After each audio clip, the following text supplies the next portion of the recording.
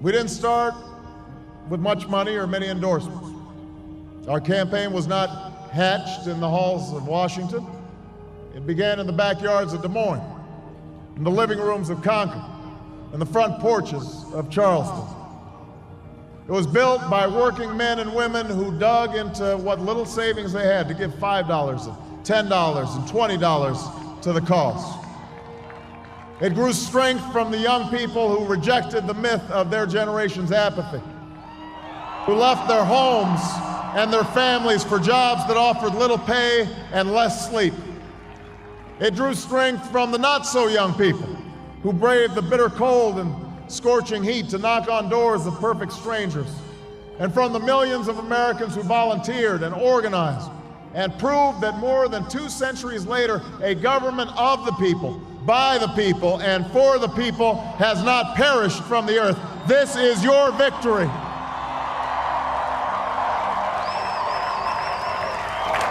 There are mothers and fathers who will lie awake after their children fall asleep and wonder how they'll make the mortgage, or pay their doctor's bills, or save enough for their child's college education.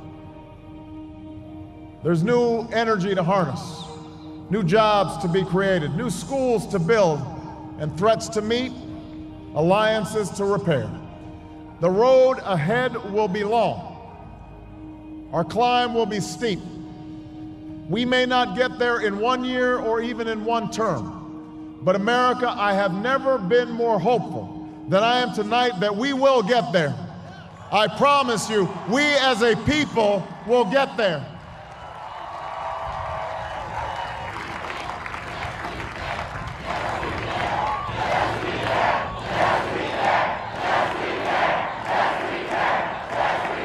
There will be setbacks and false starts.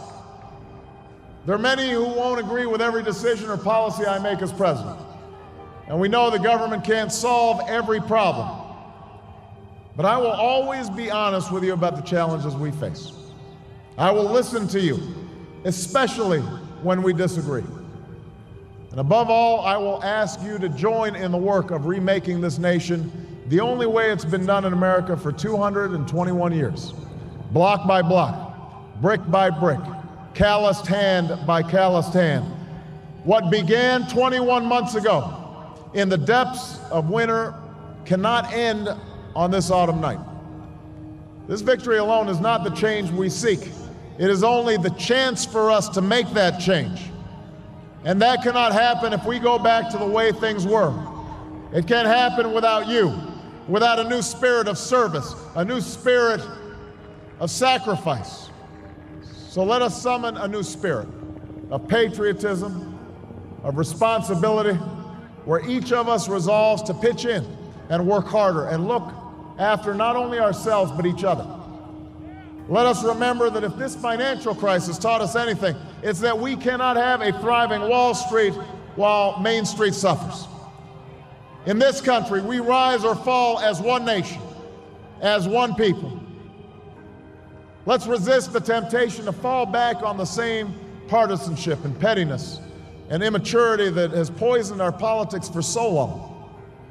Let's remember that it was a man from this state who first carried the banner of the Republican Party to the White House, a party founded on the values of self-reliance and individual liberty and national unity. Those are values that we all share. And while the Democratic Party has won a great victory tonight, we do so with a measure of humility and determination to heal the divides that have held back our progress.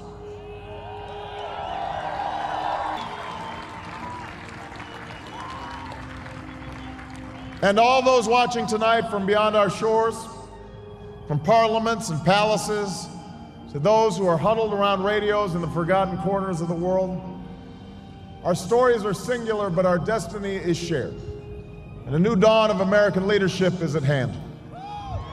God bless you, and may God bless the United States of America.